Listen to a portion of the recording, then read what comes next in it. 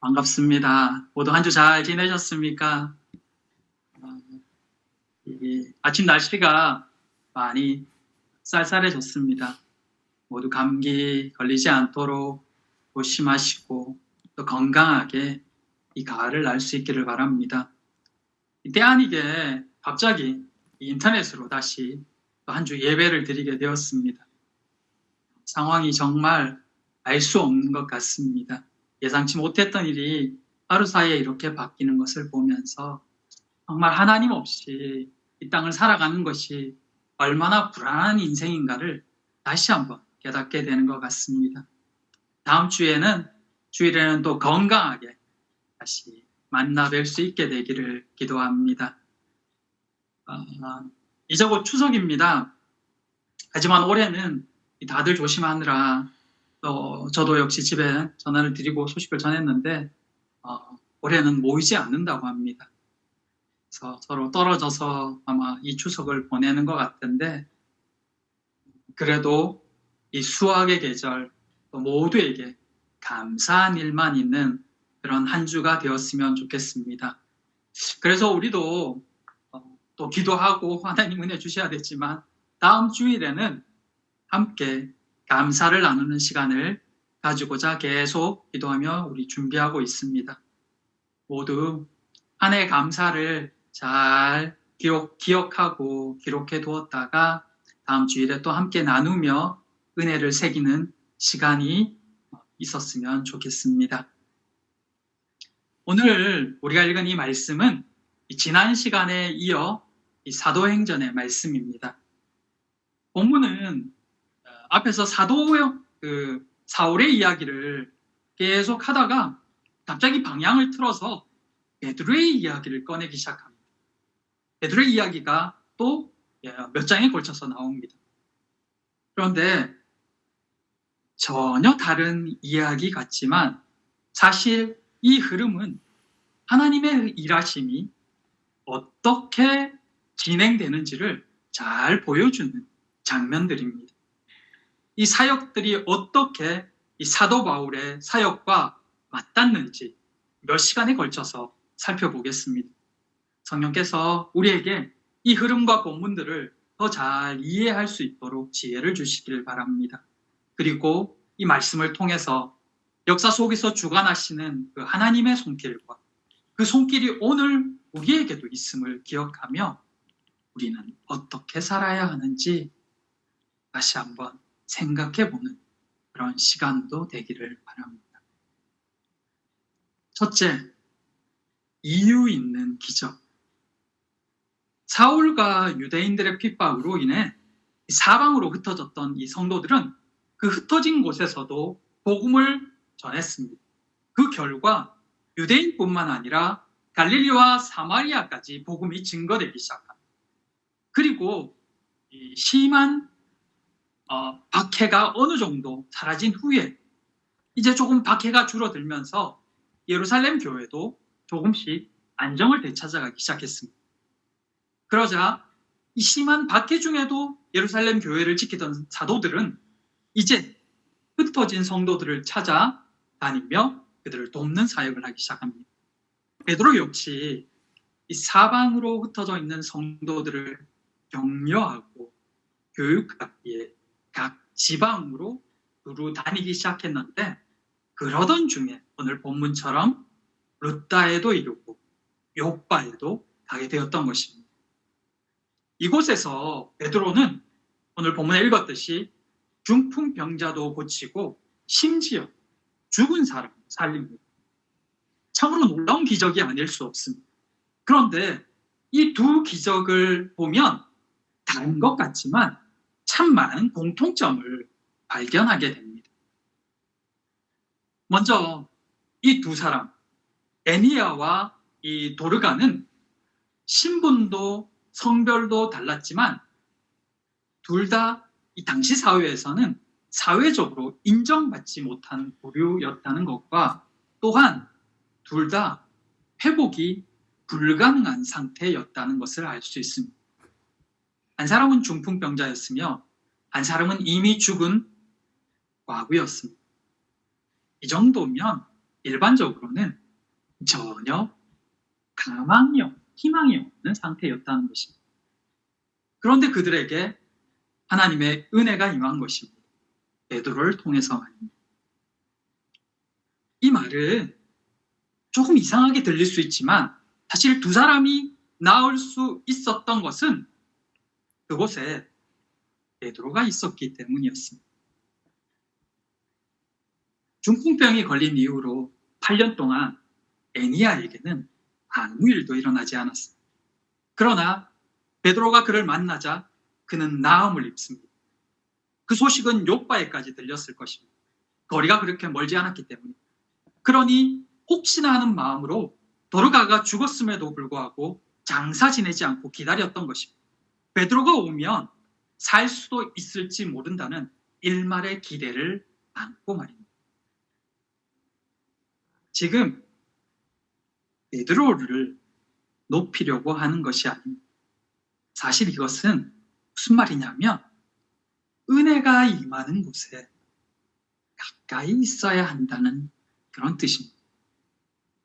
당시 베드로는 하나님이 특별히 사용하는 특별한 인물이었고 그를 통해 성령의 역사가 계속해서 나타나고 있었습니다. 물론 다른 사도들도 마찬가지입니다.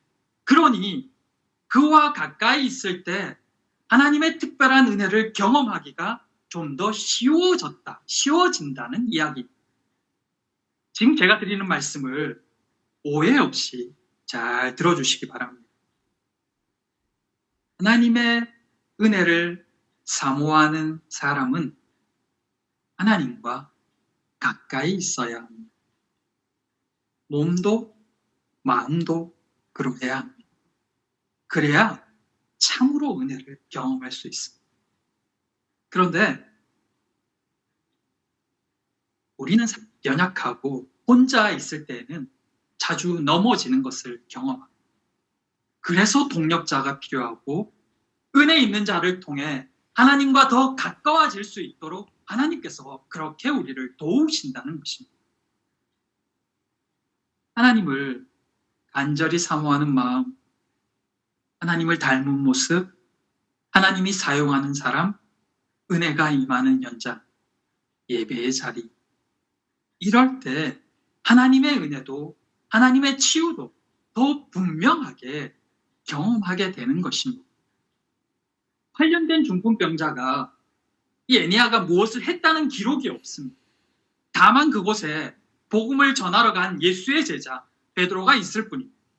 그리고 그로 인해 그는 치유를 받습니다. 애니아가 하나님의 은혜를 더 분명히 경험할 수 있었던 이유입니다. 오해할 수 있습니다. 그러면 베드로가 있으면 모든 것이 잘 되냐고 말입니다. 그런데 오늘 본문에 나타난 베드로의 모습을 보면 이해가 됩니다.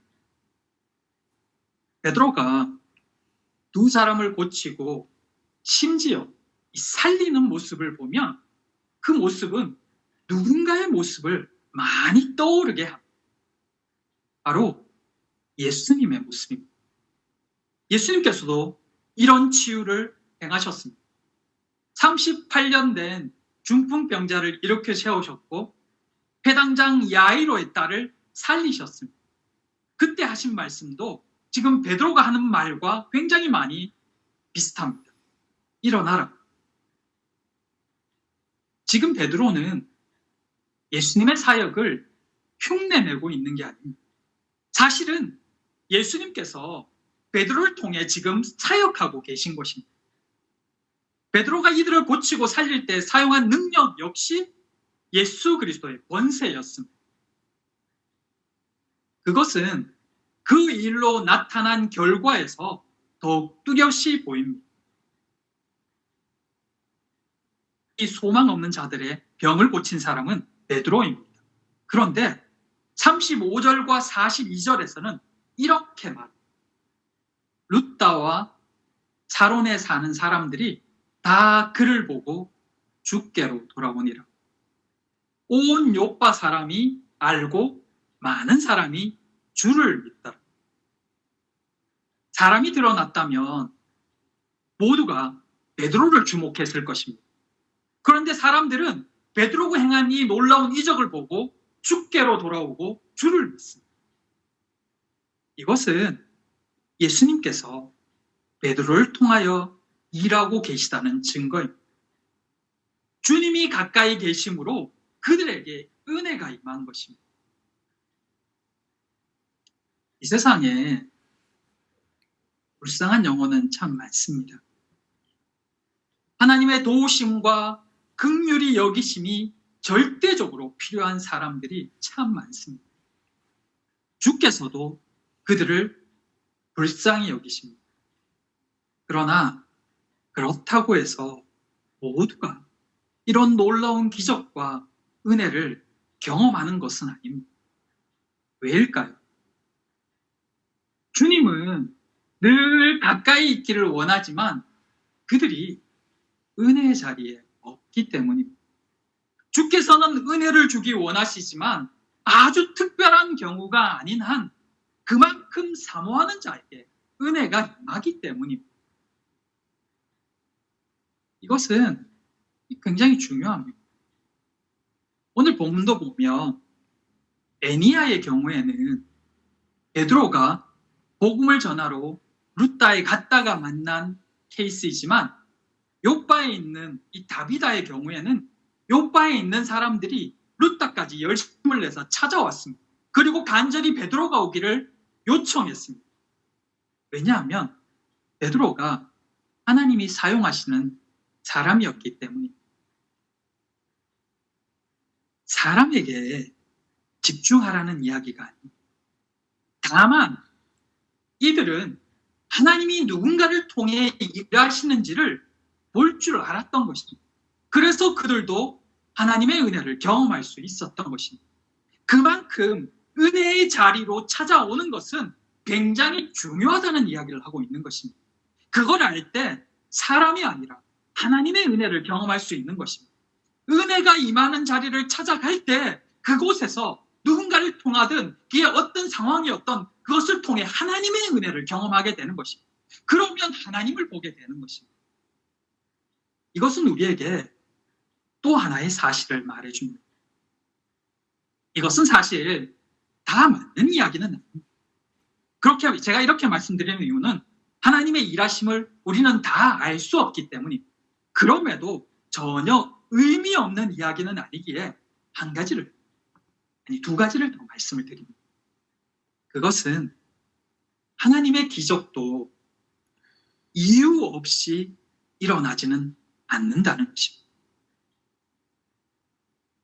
하나님의 기적도 아무런 이유 없이 뜬금없이 일어나지 않는다는 것입니다.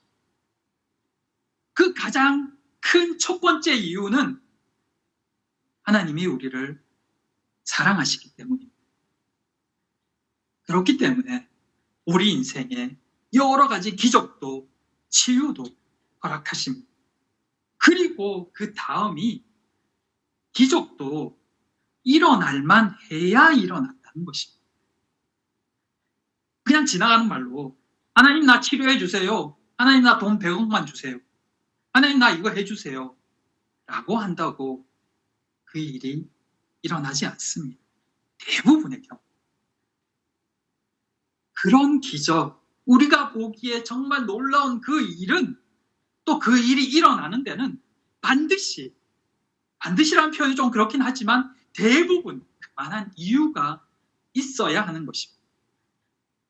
어느 분의 말처럼 세상에서의 삶, 우리의 일반적인 삶과 자연 법칙, 나이와 환경, 또 상황에 따라 일어나는 모든 현상들은 자연스러운 것이며 그 또한 하나님이 만드신 질서입니다.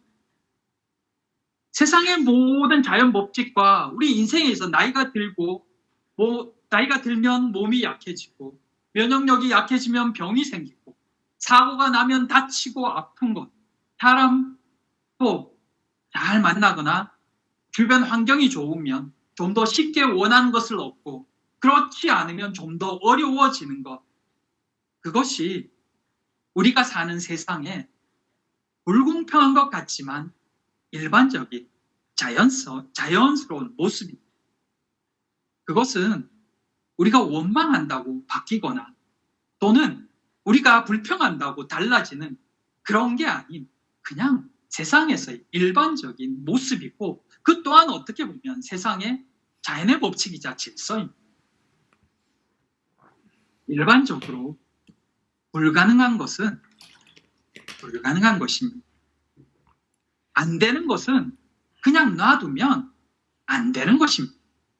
그런데 그런 일반적이고 자연스러운 법칙이, 그런 일반적인 질서가 깨어진다면 거기에는 반드시 그럴 만한 이유가 있어야 되지 않을까요? 나이가 들어서 또는 사고가 나서 몸이 다치고 또는 몸이 아픈데 그냥 내가 원한다고 그게 자연스럽게 남는다면 그건 우리의 몸의 어떤 상황들이 또 일반적인 모습이 아니지 않습니까?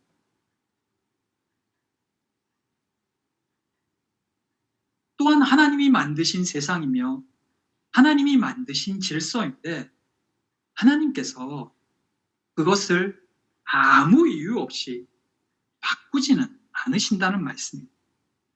우리는 그걸 위해 기도하죠. 하나님 바꿔달라고.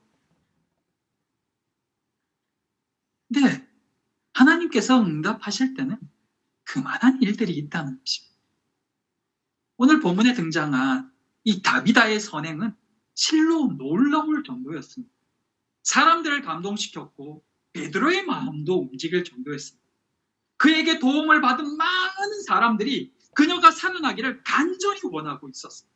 그만큼 하나님께도 열심히 기도하며 구했을 것입니다.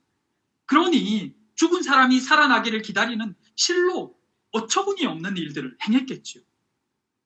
그런데 마침 그 근처에 하나님이 사용하시는 베드로가 있었고 하나님도 이 일을 기뻐하셨던 것입니다. 왜냐하면 이 일을 통해 더 큰 하나님의 사역이 진행되기 때문입니다.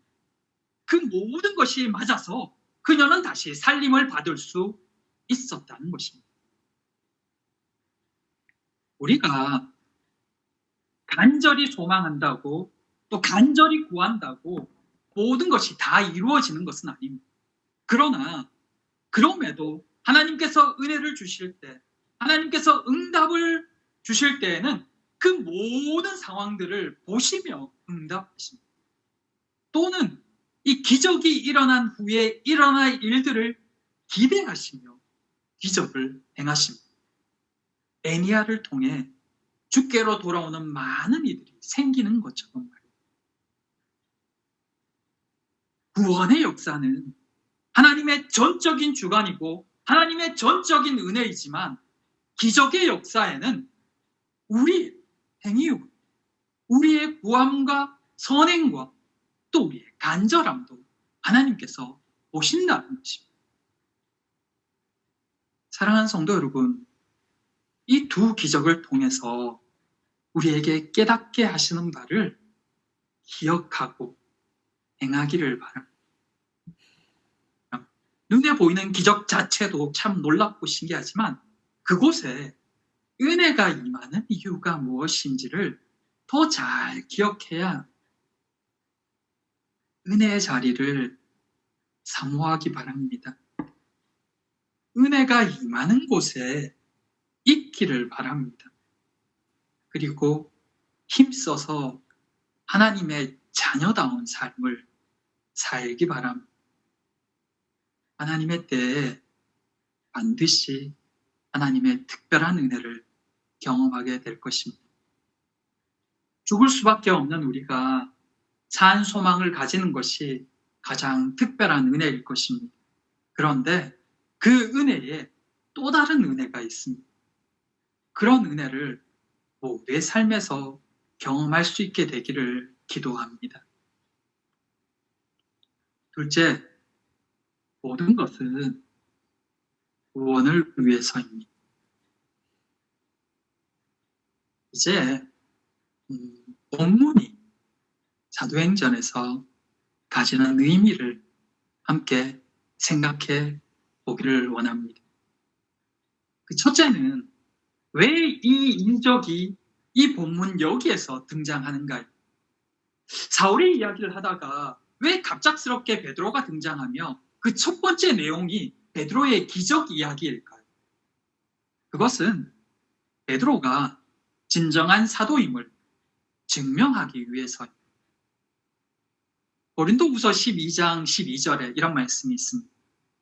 사도의 표가 된 것은 내가 너희 가운데서 모든 참음과 표적과 기사와 능력을 행한 것이라.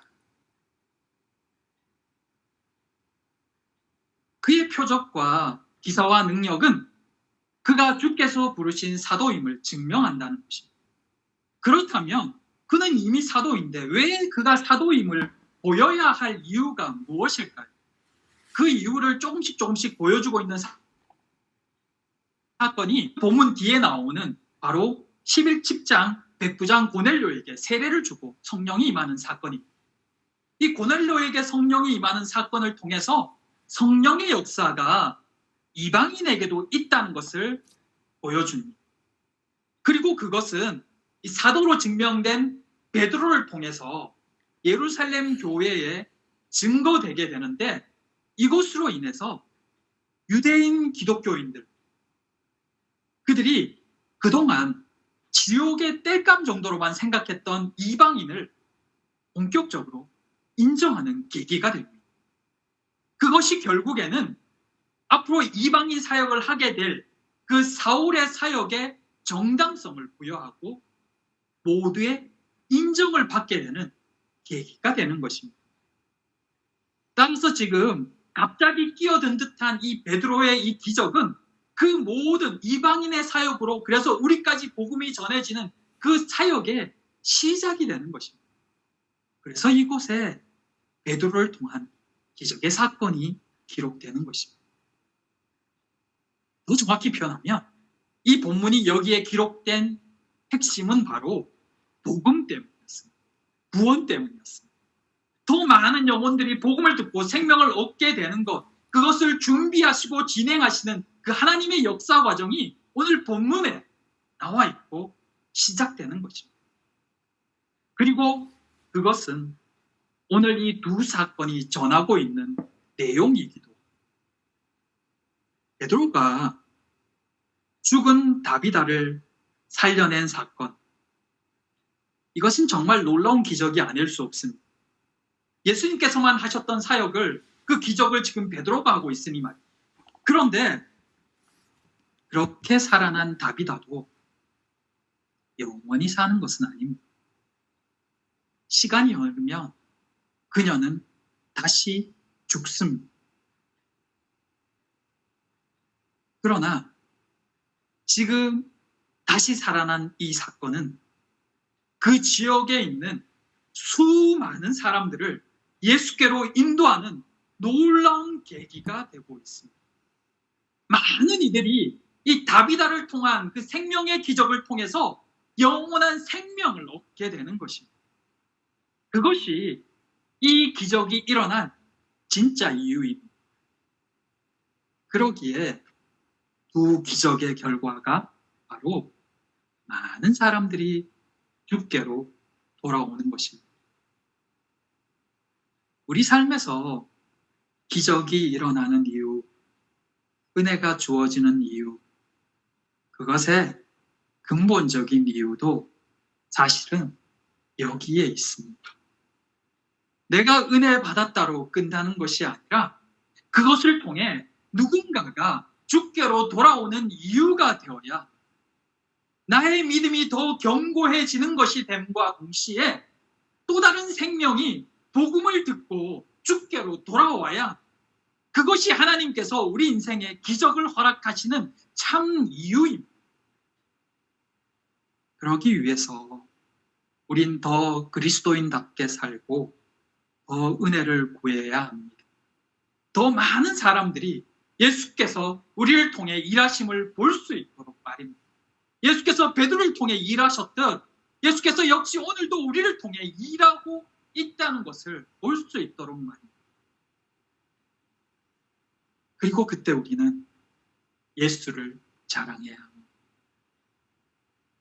놀라운 기적이 일어났을 때 왜 사람들은 베드로가 아니라 주를 찬양하며 주께로 돌아옵니까? 주님을 높였기 때문입니다. 왜 열심히 교회 일을 했는데 은혜를 맛보았는데 사람들이 주께로 돌아오는 일이 일어나지 않습니까? 때가 되지 않아서일 수도 있고 내가 높임을 받았기 때문일 수도 있습니다. 주의 일을 하고 왜 상처를 받습니까? 사람이 드러났기 때문입니다. 사람만 보였고 또 보았기 때문입니다. 그래서 일하고 상처받고 떠나고 싫어지는 것입니다. 어떤 상황에서도 주님이 드러나야 합니다. 주님만이 높임 받아야 합니다. 그래야 주께로 사람들이 돌아오고 참 생명을 얻습니다. 앞에서 베드로 이야기를 자꾸 했는데 왜 베드로 이야기를 하냐면 그를 통해 주님이 보이기 때문입니다. 주께서 그를 통해 일하셨고 또 그 은혜의 현장을 그가 인도하기 때문에 베드로를 이야기한 것이 사람을 보라는 이야기다. 하나님이 일하시는 그 현장과 하나님이 일하시는 그 사람과 하나님이 일하시는 그 상황을 통해서 하나님께로 더 가까이 나아갈 수 있기 때문에 그것을 볼 수 있어야 되고 그것을 찾아야 된다는 것입니다. 그것을 구해야 된다는 것입니다. 예수 그리스도의 사역은 지금도 믿는 자들을 통해서 계속되고 있습니다. 그 일에 저도 여러분도 또 많은 그리스도인들도 사용됩니다. 그런데 그 끝에 내가 서 있으면 그 결과 많은 이들이 상처받고 떠나고 분쟁이 생깁니다. 예수 이름으로 시작했는데 상처만 남습니다. 지금도 기적은 있습니다. 우리는 그 일을 믿고 있으며 또 경험합니다. 그런데 더 중요한 것은 그 다음입니다. 그 일을 통해 주께로 돌아오는 일이 있어야 그래야 아름다운 결말입니다. 그렇게 모두 사용되어지기를 바랍니다. 마지막까지 주님의 사역에 쓰임받는 모두가 되기를, 그로 인해 더 많은 생명들이 주님을 만나고 생명을 얻는 그런 놀라운 구원의 역사가 있기를 간절히 기도하고 또한 기도합니다. 기도하겠습니다. 생명의 주인이신 하나님 아버지, 우리 같이 연약한 자도 사용하여 주시니 감사합니다. 마지막까지 복음을 위해서만 살고 또 그렇게 사용되었던 베드로처럼 우리도 주님의 이름만을 위해 사용되기를 원합니다. 복음의 길에 저희도 사용하여 주시옵소서. 사랑하는 성도들을 통해 기적이 있게 하시며 그 기적이 또 누군가를 살리는 통로가 되게 하여 주시옵소서. 이 한 주도 성령 하나님 우리와 함께 하시며 통하여 일하여 주시길 간절히 소망하오며 예수님 이름으로 기도드립니다. 아멘.